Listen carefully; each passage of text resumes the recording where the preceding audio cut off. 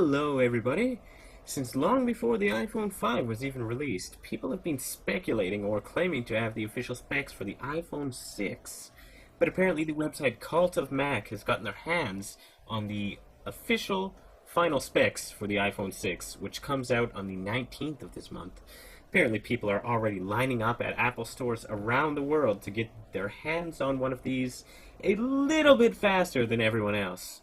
Okay, I'm not going to go through all of the specs in this video. I just want to quickly go over the specs that really matter or the ones that have really changed since the previous iPhone 5S.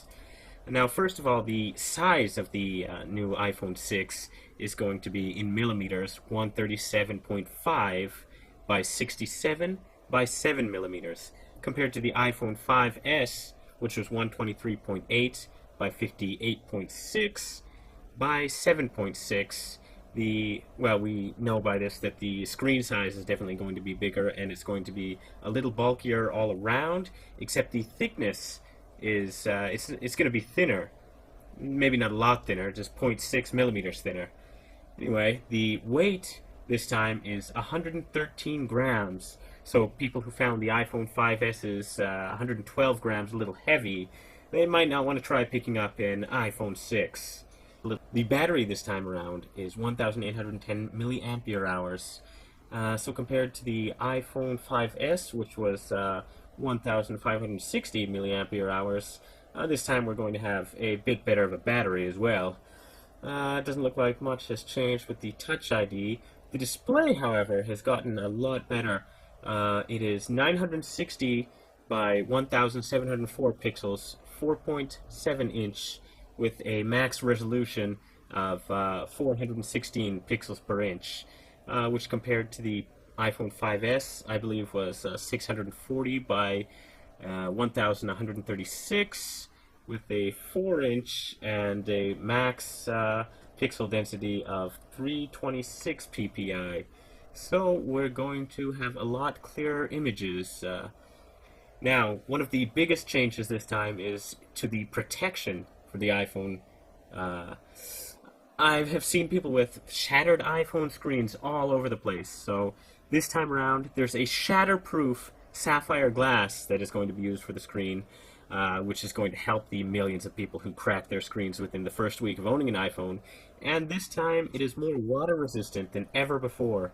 The internal memory is now, well, there's now a 128 gigabyte model for those of you who have way too many songs on your iPhone. Wireless LAN now supports AC technology, which means gigabit Wi-Fi speeds are more obtainable than ever before. NFC or near-field communication is going to be put in an iPhone device for the first time. This is going to make it a lot easier to share, pair, and transact with other devices more directly. The camera looks pretty much the same as the 5S. The video this time around, 1080p with 60 frames per second. I believe the 5S only got 30 frames with 1080p. This time around, the chip is called the A8 chip, succeeding the A7 chip in the 5S, and we get 2 GHz dual-core processor. The A7 chip only had 1.3 GHz dual-core, so without a doubt, if you're running a lot of tasks at once on your iPhone, you'll have smoother and faster multitasking. Now, just before we end up here, I want to end off with a funny story. Well, it might not be funny, it depends how you look at it.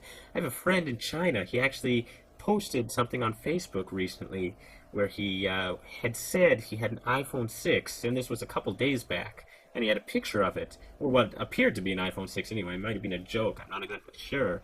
I was busy at the time and couldn't really look into it, but a few hours later, when I was able to check again on the book, the post was long gone, and I don't know exactly if this means he got a hold of it before even the people lining up for weeks, or if it was a counterfeit, or maybe when I looked for that split second I just, hallucinated or saw things wrong. Whatever the case, I guess people all around the world will have them in just over a week anyway.